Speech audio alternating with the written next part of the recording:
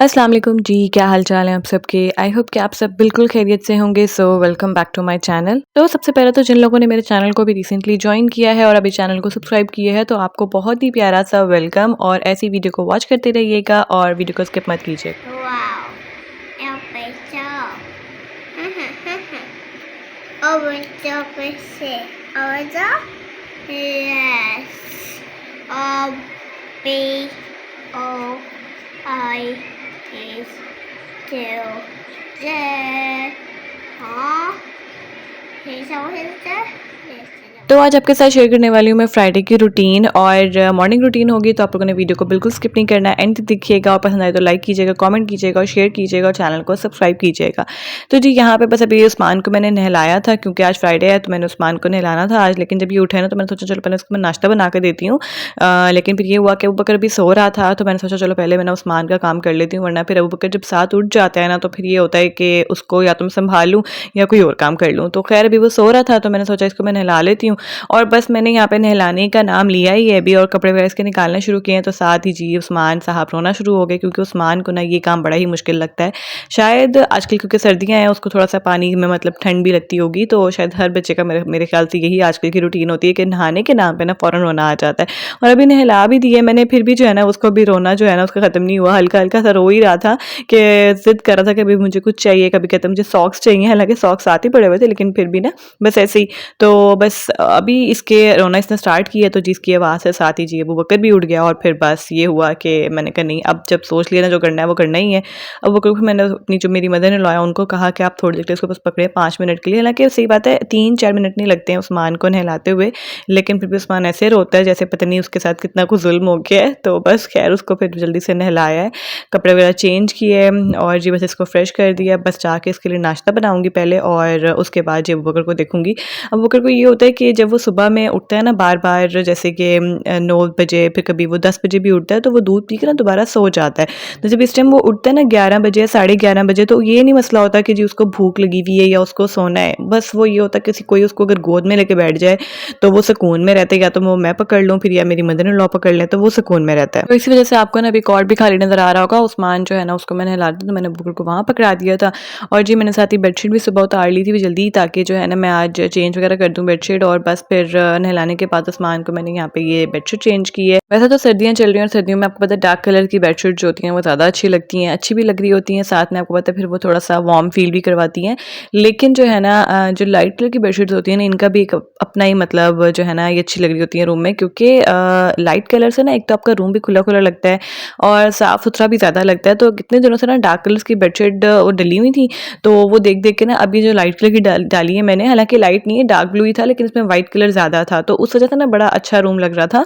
तो बस उस्मान काफ़ी दिनों के बाद उसने इस तरह से देखा कि मैंने मैट्रेस ऊपर की है, तो वो काफ़ी दिनों के बाद इस तरह से ना बेडशीट चढ़ाते हुए ऊपर आ गया था। हालांकि वो जब छोटा था ना कोई 1.5 साल का हो गया 2 साल का, फ़ौरन से ऊपर आता था कि जी उसको ना एक स्लाइड मिल गई, उसको स्लाइड बहुत पसंद है, तो जी बस वो फिर अभी ऊपर आया था, लेकिन तब तक खैर मैं बेडशीट बिछा चुकी थी। और बस फिर मुझे अबू बकर के भी कपड़े चेंज करने थे, उसकी प्रॉपर मालिश वगैरह भी करने वाली थी, तो बस पहले उसकी मैंने मालिश वगैरह की है। और जिस दिन उसको मैं ना नहलाऊँ ना तो मैं क्या करती हूँ कि जो ये जो वाइप्स आती हैं मैं इसी से उसकी पूरी बॉडी को ना अच्छे से साफ़ कर देती हूँ, या फिर अगर आप चाहें तो गीला कपड़ा को लेके मतलब गर्म पानी में उसको डिप करके ना निचोड़ के अच्छे से, और उससे भी बेबी की जो बॉडी होती है उसको अच्छे से साफ़ कर लें। फेस के लिए एक अलग चीज़ रख लें कपड़ा, और जो बॉडी है उसके लिए अलग रख लें, और बस बच्चा इस तरह से भी साफ़ सुथरा हो जाता है और बच्चे के पास है ना स्मेल वगैरह नहीं आती है, स्पेशली सर्दियों में, क्योंकि आपको पता है इस मौसम में ना बच्चों को ठंड लगने का बड़ा एक होता है डर, और जिनका घर ज़्यादा खुला खुला हो या ठंडा हो तो उस घर में फिर ज़्यादा मुश्किल भी हो जाती है बच्चे को नहलाना।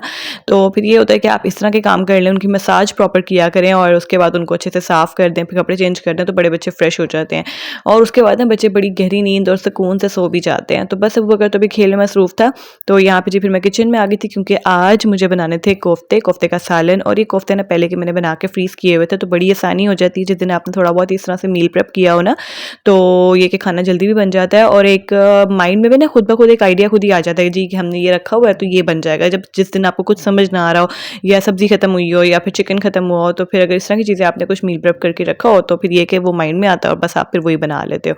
अच्छा, 1-2 दिन पहले ना मैंने आलू मटर भी बनाए थे। मटर ना घर में पड़े हुए थे, मतलब मैंने छील के रखे हुए थे, तो मैंने सोचा चलो, तब भी यही हुआ था कि चिकन नहीं था घर में, तो मैंने आलू मटर का सालन बना लिया। साथ में मैंने थोड़ा-सा ना बॉयल एग भी डाल दी ताकि मेरे जो हस्बैंड है ना वो शौक से खा लें। लेकिन जी फिर भी जो है ना मेरे हस्बैंड ने नहीं खाया, क्योंकि उनको ना, मुझे पता है, आलू मटर का जो सालन होता है ना स्पेशली, ये नहीं पसंद इतना, और कभी शायद खा भी लेते हैं अगर मैं राइस वगैरह साथ बनाऊँ, लेकिन मैंने साथ रोटी भी बनाई हुई थी, तो बस फिर उन्होंने कैसे खाना था।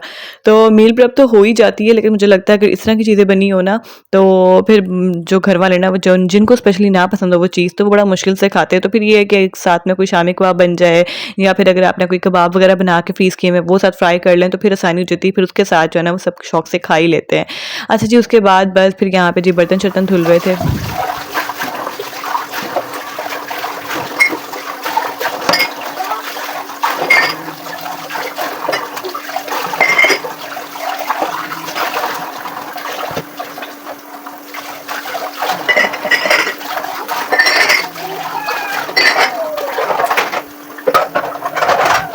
क्योंकि आज जो है वो हेल्पर ने भी नहीं था आना, तो बस मैंने बर्तन जो है ना वो इस तरह से, ये नाश्ते के बर्तन थे जो कि इस टाइम पे धुल रहे थे। वरना वैसे मेरी क्या होती है कि मैं सुबह के टाइम ही जब नाश्ते से फारिग होते हैं तब ही मैं नाश्ता मतलब करने के बाद जो है नाश्ते के बर्तन धो लेती हूँ। लेकिन अब क्योंकि सुबह के टाइम मैं बिज़ी होती हूँ, सुबह के टाइम मुझे वीडियो का काम करना होता है, उसको एडिट करना होता है, और स्पेशली मुझे वॉइस ओवर सुबह के टाइम करना होता है। अगर वॉइस ओवर मैं सुबह के टाइम ना करूँ ना, तो फिर मुझे पूरा दिन बिल्कुल भी टाइम नहीं मिलता, ना स्पेस मिलती है कि मैं जो है ना वॉइस ओवर कर पाऊँ, क्योंकि फिर बच्चे भी साथ होते हैं, दूसरे काम भी साथ-साथ चल रहे होते हैं, घर में आना-जाना सबका लगा होता है। तो फिर मुझे वॉइस ओवर ये होता है कि मैं सूटेबल, मतलब मुझे टाइम जो है ना वो मॉर्निंग का ही लगता है। तो फिर मैं सारे काम छोड़ के ना अपना काम पहले कर लेती हूँ, वरना वही बात है कि आपको अपने खुद के लिए, काम के लिए जो है ना वो बिल्कुल भी टाइम नहीं मिल पाता। आप चाहे जितनी मर्ज़ी कोशिश कर लें, तो टाइम आपको खुद ही निकालना पड़ता है और मैनेज करना पड़ता है, तो वो आपके अपने ऊपर डिपेंड करता है। उसके बाद जी बस मुझे खाने में बनाना था आज, क्योंकि कोफ्ते, तो बस बर्तन वगैरह भी साथ-साथ मैं धो रही थी, साथ-साथ मैं यहाँ पे खाना भी बना रही थी, ताकि साथ-साथ जो है ना वो सारे काम हो जाएँ। और आपको पता है मल्टीटास्किंग जो है ना वो बड़ी ज़रूरी होती है। आपने खुद ही जो है ना वो डिसाइड करना है कि आपको कौन-सा काम है जो कि साथ-साथ चलेगा, तो आप उसके अकॉर्डिंग जो है अपना काम कर लें, चाहे वो किचन का काम हो, चाहे वो बाहर का काम हो। तो बस मसाले को मैंने साथ-साथ भूनने के लिए रखा हुआ था, और साथ में सारे बर्तन जो है ना वो वॉश कर लिए थे। अच्छा, बर्तनों के लिए ना किचन में जितना मर्ज़ी आप सोचो ना कि भई कम हो जाए, लेकिन पता नहीं क्यों इस चीज़ में ना बहुत बरकत होती है। चाहे फिर घर में 2 लोग हों, या फिर 3 हों, या फिर बहुत सारे हों, तो इस चीज़ में ना बरकत बड़ी ज़्यादा होती है। लेकिन बस ये है ना कि साथ-साथ अगर आपने धो लिया ना, तो फिर ये कि काम मतलब बढ़ता नहीं है। लेकिन वही बात है, अगर आपके पास कोई अलग काम है जो कि आपने अपने से रिलेटेड है या बच्चों से रिलेटेड है, जो कि आपको पहले ही करना है, तो आप पहले फिर उसको ही प्रेफ़र करें, और उसके बाद जी बाकी के काम तो साथ-साथ चलते ही रहने हैं। और उसके बाद जी बस यहाँ पे देखें जी, बड़े मज़े का जो था ना वो मसाले की भुनाई हो चुकी हुई थी, तो मैंने उसको बिल्कुल धीमी आँच पे रख दिया हुआ था। तो बल्कि जो धीमी आँच पे मतलब भुनाई होती है ना मसाले की, तो वो बड़ी अच्छी होती है, बिल्कुल दाना-दाना सा सेपरेट हो जाता है।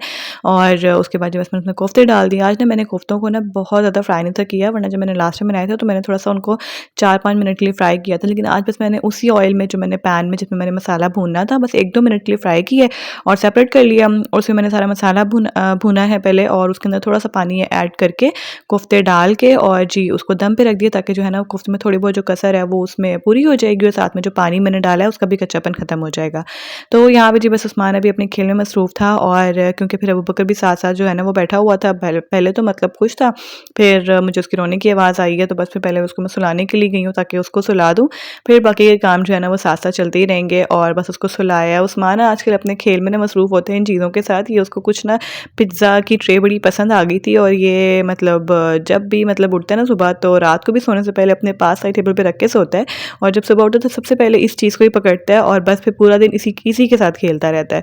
तो बस अबू बकर को सुला के और फिर मैं दोबारा किचन में आई थी ताकि रोटियाँ बना लूँ, क्योंकि बस इस टाइम पे क्योंकि 2 भी बजने वाले थे, और 2 बजे बिल्कुल जो है ना वो गैस ऑफ हो जाती है। रात को भी हमारे जैसे घर पे जाती, जैसे मुझे पता है पूरे पाकिस्तान में जाती होगी, लेकिन रात को फिर भी जो है ना वो थोड़ी बहुत आ रही होती। बाकी के काम अगर छोटे-मोटे हों वो साथ-साथ चल जाते हैं, लेकिन जो रोटी होती है ना स्पेशली, ये आपको पता है फिर थोड़ा-सा ना हाई फ्लेम पे पके तो ज़्यादा अच्छी बनती है। और बस यहाँ पे फिर मैं खाना बना रही थी, साथ-साथ जो मैंने धीमी आँच पे रखा हुआ था ना कोफ्ते, वो भी पक रहे थे, और साथ-साथ रोटी बन रही थी। ये जो आप ये रोटी देख रहे हो ना, ये मैं सेक रही हूँ, ये बेसन वाली रोटी है। तो ये स्पेशली ना छोटी मम्मी के लिए बनाती हूँ, तो ये होता है कि उनको क्योंकि शुगर है, तो शुगर पेशेंट्स के लिए ना ये बेसन की रोटी बड़ी ही फ़ायदेमंद। तो इसमें ना बस सिर्फ बेसन थोड़ा लेके, थोड़ा-सा आटा जो चक्की का जो आटा होता है गंदम का, वो लेके, मतलब आप समझ लें हाफ़ हाफ़ क्वांटिटी आपने रख के दोनों को एक साथ फिर गूंद लेना होता है बगैर नमक डाले, और पानी के साथ आप इसको गूंद लें। अगर आप सिंपल बेसन की रोटी खाना चाहते हैं ना, या फिर चीला वगैरह बना के खाना चाहते हैं, तो वो भी बड़ा फ़ायदेमंद है। लेकिन फिर बेसन की रोटी को थोड़ा सा हैंडल करना मुश्किल होता है, वो बहुत ज़्यादा जो है ना वो टूटती है, और बेलन तो उसमें यूज़ कर ही नहीं सकते ना। तो फिर थोड़ा बहुत उसको ये है कि स्टेबल रखने के लिए आप ये है कि उसके अंदर थोड़ा सा आटा मिला दें। 3 हिस्सा आप ऐसा करेंगे जैसे बेसन मिला दें, और एक हिस्सा जो है ना वो कर दें आप आटे का। तो फिर ये कि अच्छे से गूंद भी जाता है, और दूसरी बात ये कि उसको अच्छे से बेला भी जा सकता है। तो बस यहाँ पर, और खाने भी जो है ना वो थोड़ा सा मतलब ठीक लगता है। और बस यहाँ पे जी रोटी शोटी बन गई है। उसके बाद जी बस कोफ्ते में मैंने ऊपर से थोड़ा सा हरा धनिया डाल दिया, और थोड़ा सा गरम मसाला ऐड कर दूँगी, तो बड़े मज़ेदार से कोफ्ते जो वो रेडी हो गए। अगर आप कोफ्तों की रेसिपी चाहते हैं, मतलब ये जो बॉल्स हैं इनकी रेसिपी, तो मैं आपके साथ इंशाल्लाह आने वाली वीडियो में शेयर करूँगी, क्योंकि मुझे रमज़ान के लिए कुछ और भी प्रिपरेशन करनी है, जिसमें मुझे कोफ्ते भी बना के रखने हैं, साथ में कुछ कबाब भी बना के इंशाल्लाह रखूँगी। तो वो आप लोगों ने वीडियो को बिल्कुल मिस नहीं करना, और चैनल पर करना है तो चैनल को जल्दी से सब्सक्राइब भी कर दीजिए।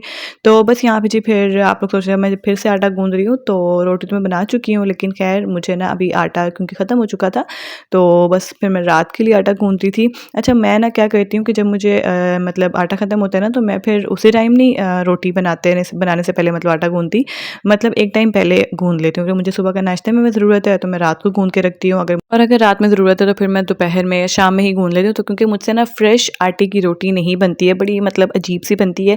आप लोग ज़रूर कमेंट करके बताइएगा कि अगर आप लोग भी फ्रेश आटा गूँधते हैं तो क्या रोटी अच्छी बन जाती है कि नहीं, लेकिन मुझसे नहीं अच्छी बनती, तो मैं फिर थोड़ी देर पहले ही गूँध के रखती हूँ, और इस तरह से थोड़ी देर उसको मैं रेस्ट भी लाज़मी देती हूँ। इस तरह से सारा आटा इकट्ठा करके खूब सारा पानी में और मतलब रख देती हूँ।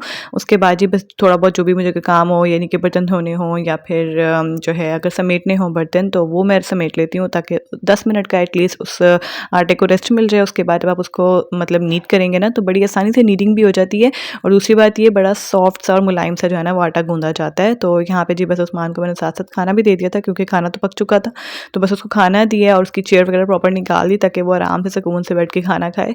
और ये देखें जी, आप आटे का टेक्सचर चेक करें, मतलब कितना ये सॉफ्ट सा गूँधा जा रहा है ना, और बिल्कुल इस तरह से मतलब जैसे हर जगह पे मतलब जैसे फटा-फटा सा आटा होता है ना, वैसा नहीं गूँधा जाता, बिल्कुल मुलायम सा और बहुत फाइन सा आटा जो है ना वो गूँधा जाता है।